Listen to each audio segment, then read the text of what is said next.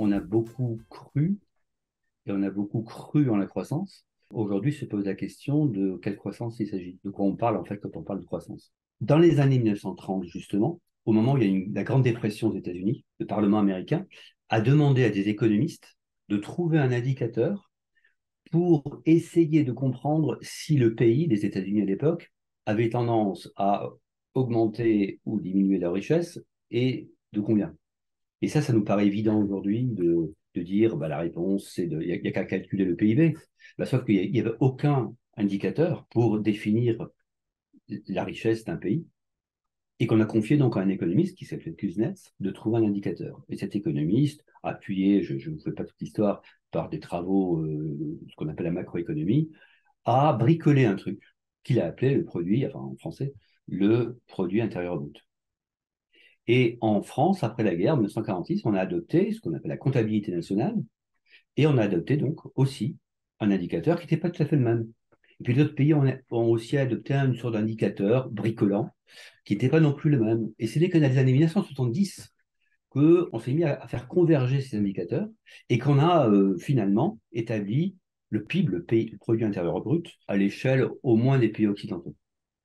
Donc d'abord, vous voyez, cette histoire de croissance associée au PIB, c'est très récent. Un.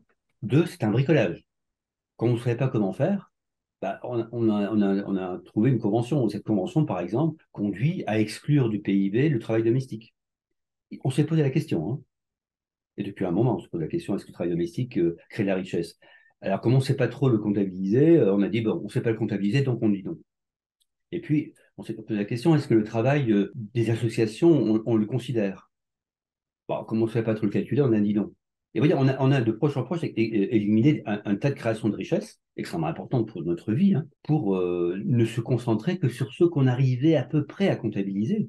Et donc le PIB, je ne sais pas si vous le savez, mais c'est très simple, le PIB, c'est on prend les liasses fiscales des entreprises, on prend ce qu'elles ont vendu et ce qu'elles ont acheté, la différence s'appelle la valeur ajoutée, et bien la somme des valeurs ajoutées, à un petit détail comptable près, la somme des valeurs ajoutées, ça s'appelle le PIB, tout bêtement.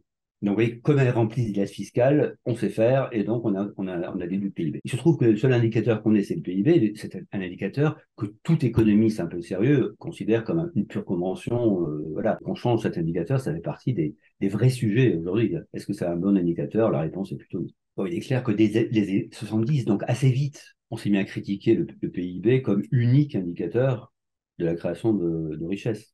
Mieux que ça, on se dit attention, il nous conduit à des impasses parce que comme il ne voit, encore une fois, par construction, hein, il ne voit qu'une partie de la richesse créée, il ne voit pas aussi une partie de la destruction de richesse de l'environnement, mais aussi sociale, psychologique, en termes de santé, ça c'est pas du tout comptabilisé. On a l'impression qu'on parle de la croissance de la richesse en ne regardant un tout petit écran. Et donc, assez vite, dans les années 70, les critiques à l'égard du PIB ont conduit à dire, mais attention, ça peut nous mener au mur, parce qu'en regardant que cet indicateur, on peut vous voyez, diverger par rapport à la véritable création de richesse ou destruction de richesse que produit l'économie. Il ne s'agit pas de passer de croissance à non-croissance. Par nature, les sociétés croissent. La vraie question, c'est, elles veulent faire croître quoi dans leur création de richesse? On peut répondre la santé, on peut répondre l'éducation, on peut répondre les biens matériels, on peut répondre le respect de l'environnement. Oui, tout ça fait partie de la croissance. Et effectivement, le sujet, c'est pas tant de savoir si on va évoluer en termes de croissance, ce qui me semble euh, absurde. Personne ne pense qu'une société peut décider qu'on va détruire la richesse d'année en année. C'est ridicule, évidemment. Le sujet, c'est de quelle richesse on parle. Et si on parle de nouvelle croissance, ce sur quoi il faut se mettre d'accord, et c'est l'enjeu des discussions aujourd'hui autour de l'écologie au sens large du terme, des écosystèmes, c'est qu'est-ce qu'on intègre dans la création de richesse. Ce qui est certain, c'est que définir la croissance comme la croissance des biens matériels vendus sur les marchés, ça marche plus.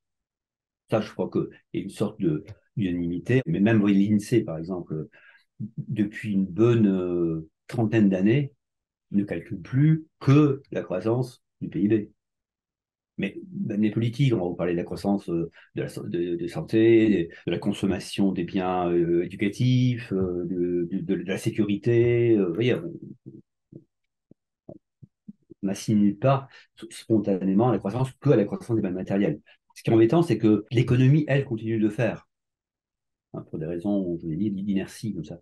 Et qu'il y a une réconciliation à opérer entre l'économique et le reste, le politique, le social, qui constitue en fait l'économique dans sa véritable vocation, hein. Ça, ça en passe d'être fait, et c'est ce qu'on peut appeler une nouvelle, à la fois une nouvelle croissance et une nouvelle économie, quoi. Donc, sitôt qu'on considère que la croissance est nécessaire à la vie commune, on peut y répondre de deux façons. On peut se dire, commençons par réfléchir sur les indices qu'on a mis en place.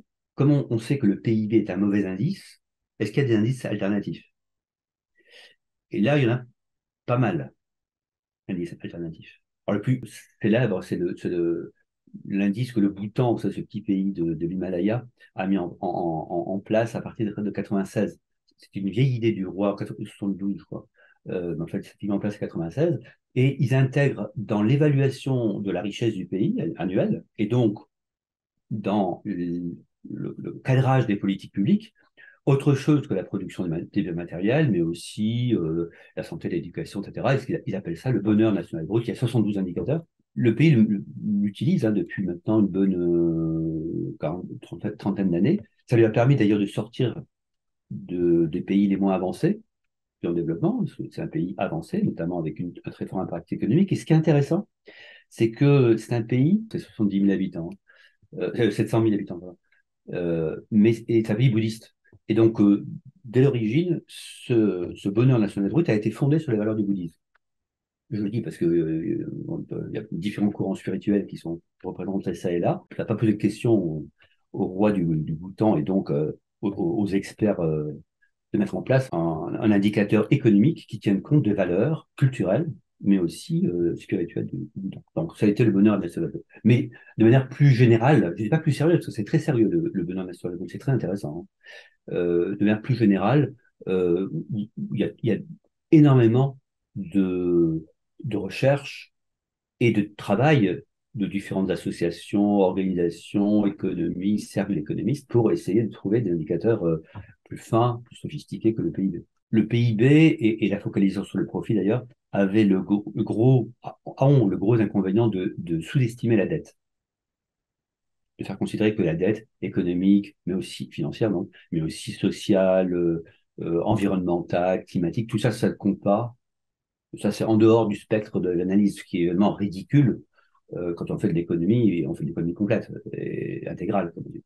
Et donc, il faut bien tenir compte. Enfin, c'est tromper l'analyse que de croire, par exemple, qu'une entreprise ne produit que, que ce que dans le cadre de la production de ces matériels, elle produit aussi plein de choses autour, des relations, elle produit des biens immatériels, elle produit des investissements de long terme, de l'éducation, enfin plein de choses. Si on ne tient pas compte de ça, on rate, y compris la vocation d'une entreprise. Alors ça, on s'en est rendu compte à partir des années, on va dire, fin des années 90, et les travaux explosent et les évolutions s'accélèrent depuis la crise de 2008. Là, on a une vraie transformation et donc une évolution vers une nouvelle croissance.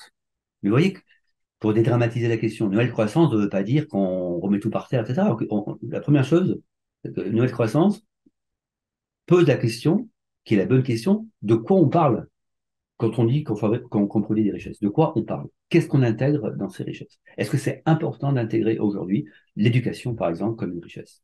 Et si c'est important, bah, il faut quelque part que ça soit manifesté dans la production et donc dans la richesse. Pour conclure sur la question de la nouvelle croissance, ce que je peux rappeler, c'est un paradoxe très important en économie, qu'on appelle le paradoxe d'Easterlin, un économiste américain, qui a montré que au-delà d'un seuil de croissance des biens matériels, le ressenti en termes de bien-être croît de moins en moins vite, et même à un moment donné, il décroît. C'est ce qu'on appelle le paradoxe d'Examen. Il ne faut pas croire que plus les biens matériels augmentent, plus le ressenti en termes de bien-être augmente de manière parallèle.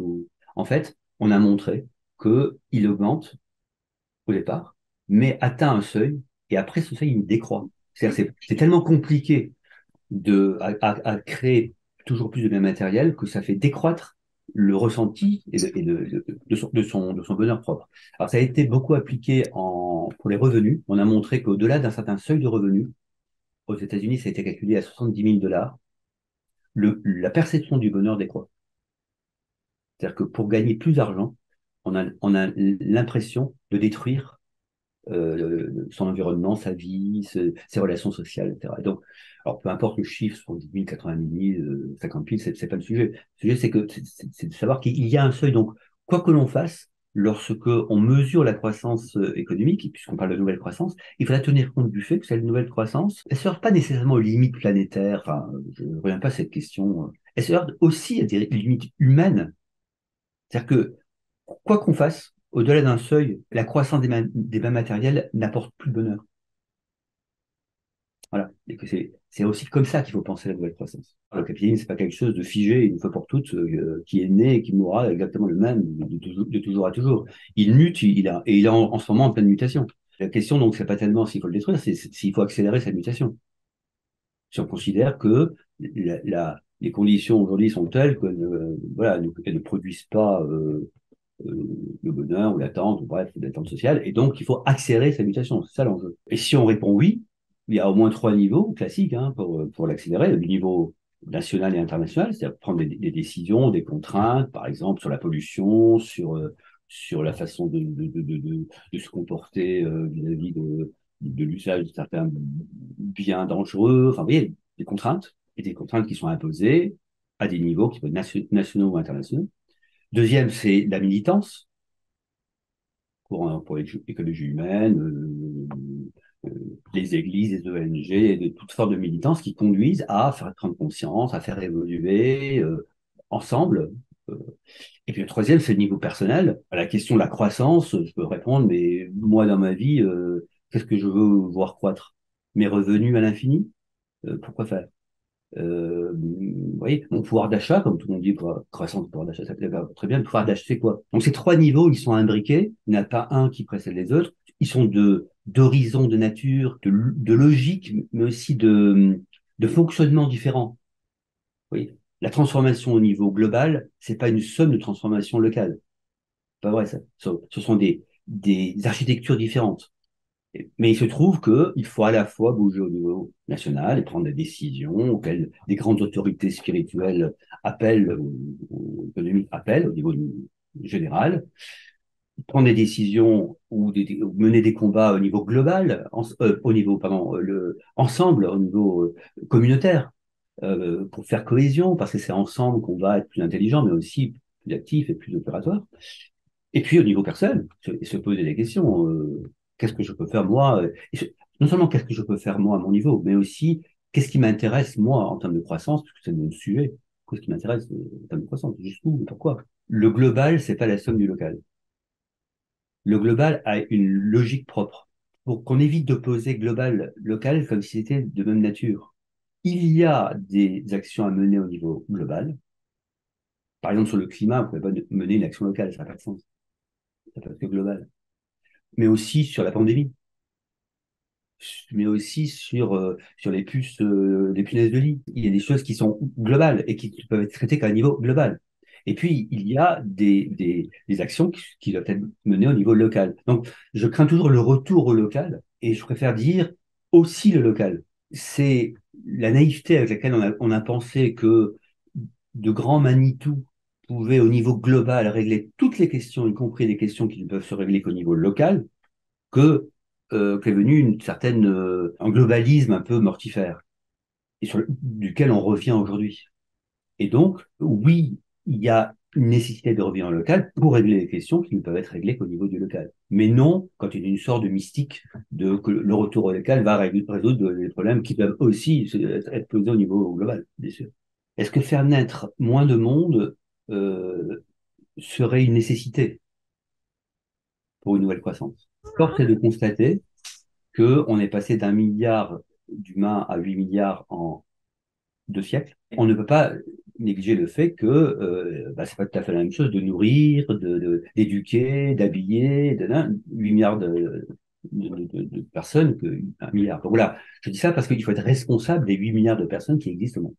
Après, est-ce que la solution, enfin, une nouvelle croissance implique une décroissance de la population? Il se trouve qu'on a montré depuis presque ouais, 50 ans que la croissance du PIB conduit à la diminution de la population. C'est-à-dire que dans tous les pays où le PIB croît, c'est-à-dire qu'on se concentre sur les biens matériels pour évaluer la richesse, la population décroît. Donc, l'idée selon laquelle les biens matériels permettent une meilleure, enfin, une meilleure gestion de la démographie, de la démographie, elle est pas vérifiée. Puis il se trouve qu'il y a c'est totalement décorrélé. Il se trouve que plus on a de biens matériels et moins on fait d'enfants. C'est-à-dire que plus on devient individualiste et on se concentre sur son propre usage.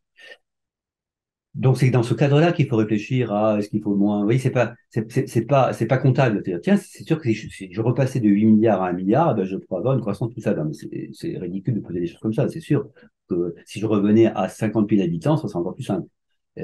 Oui, mais un problème qui est tellement simplifié que c'est ne plus poser un problème. C'est carrément donner une solution finale, si je peux faire une référence. Donc, le sujet, là encore, c'est de se dire, dans la mesure où un progrès a produit une croissance de la population, comment aujourd'hui on peut créer les conditions d'une vie décente pour l'ensemble de cette population? Ça, à mon avis, c'est le sujet qu'un économiste sérieux et humaniste se pose. C'est compte tenu des conditions qui me sont posées, comment je fais pour résoudre le problème qui m'est posé. Et pas, ça serait tellement plus simple, vous savez, s'il y avait, si vous voulez résoudre le problème du nombre d'enfants en classe, bah, vous supprimez les enfants. C'est un peu ça qu'on est en train de dire, quoi. Mais c'est sûr, oui. Mais vous voyez que c'est une solution qui ne me paraît pas justifiée en raison, voilà. C'est pas raisonnable. Je comprends qu'il y a une sorte de peur aujourd'hui de donner la vie à des enfants dans un monde dont on n'imagine pas la suite. Mais cette peur, elle est très bourgeoise au sens flaubertien du terme. C'est-à-dire que c'est tellement notre idée que notre confort matériel, c'est la bonne vie. Et que comme les enfants risquent de ne pas avoir le même confort matériel, ils ne pourront pas avoir une bonne vie. C'est quand même cette idée qui est véhiculée derrière cette peur de l'enfantement, hein. Il y a ça aussi. Quand on dit le monde de demain sera pire que le monde d'hier, mais de pire quoi? Pire en termes de croissance des mêmes matériels? Sans doute. Sans doute. Des mêmes matériels, mais il y a peut-être plein de biens spirituels, affectifs, culturels, de relations qui vont naître et qui rendront le monde voilà, différent, tout simplement. Donc, laissons les enfants qui vont naître décider de leur bonheur. Est-ce qu'on a besoin d'indicateurs? Alors, on a toujours besoin de repères. Que parmi ces repères, il y ait des indicateurs comptables, moi, ça ne me gêne pas. Là encore, la question qu'on doit se poser, c'est de quels indicateurs on a besoin? Ce dont on a besoin, en fait, c'est d'intelligence. Et de se dire, si je prends cet indicateur, qu'est-ce qu'il me dit? Mais aussi, qu'est-ce qu'il ne me dit pas? Quel autre indicateur je dois prendre pour qu'il me dise un peu plus de la réalité? Je vais parler d'entreprise pour ceux qui sont en entreprise. Si je prends l'indicateur profit, il peut être intéressant, l'indicateur profit. Mais qu'est-ce qu'il me dit? Mais qu'est-ce qu'il ne me dit pas aussi? Des relations sociales, de l'investissement. Bon. Donc, je prends un autre indicateur qui est je sais pas, le niveau des relations sociales, le niveau des. Et c'est l'ensemble de ces indicateurs ou de ces informations qui me permettent de savoir quelle richesse je crée.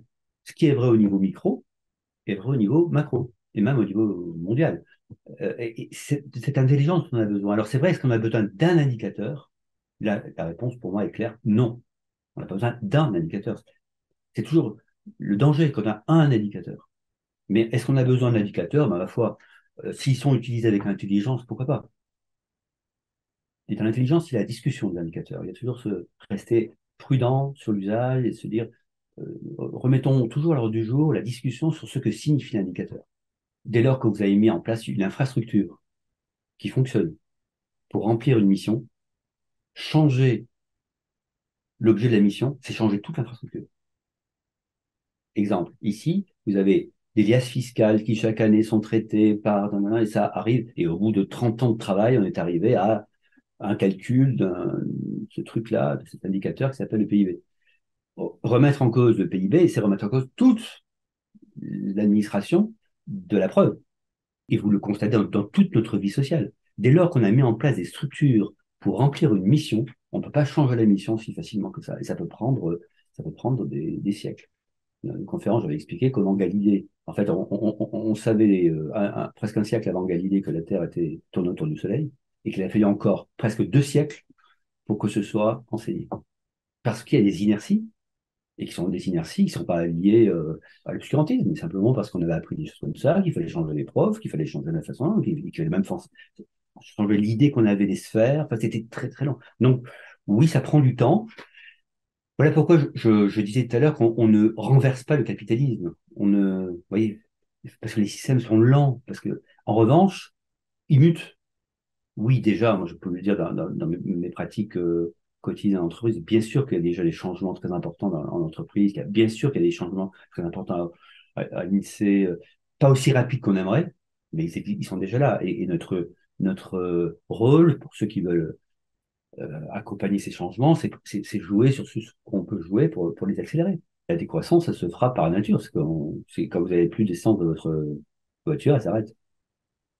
Voilà. Donc, l'intelligence humaine, c'est d'éviter l'arrêt de la voiture, c'est d'éviter, c'est d'anticiper la crise, et donc d'introduire des alternatives. Voilà, c'est pour ça qu'on est là, pour essayer de réfléchir ce monde tranquillement, et en même temps en agissant, comme on le fait tous.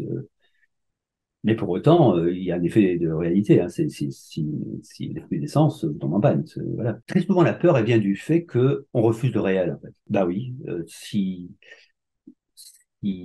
alors, sur l'énergie, sont discutables. Hein. On peut toujours trouver des sources d'énergie, y compris fossiles, qui nous feront gagner quelques années. Donc, il y a toujours des personnes qui vont dire ça. En fait, en termes de réalisme, on peut toujours trouver des sources, mais elles sont plus chères. Donc, il y aurait des conséquences économiques. Oui, on est sur un chemin aujourd'hui de transformation. Voilà, regardons-le sans fébrilité inutile. C'est une transformation. Plus on sera volontariste dans ces transformations et moins violentes seront les conséquences, notamment pour les plus vulnérables.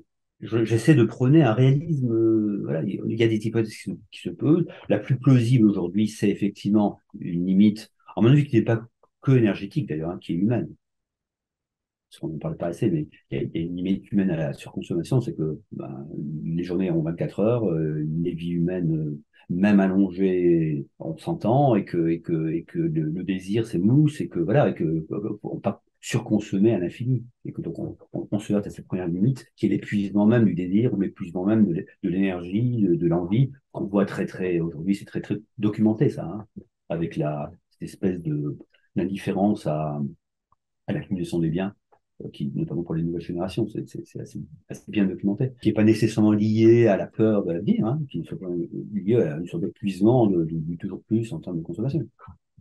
Donc, épuisement des ressources, oui, il me semble à peu près certain. Moi, ce qui m'intéresse, c'est, et alors, quelle société ça dessine? Qu'est-ce qu'on peut faire ensemble? En quoi ça va faire société toujours? J'aime à répéter, je me tue à répéter d'ailleurs, que la première énergie qui est surconsommée, c'est le travail.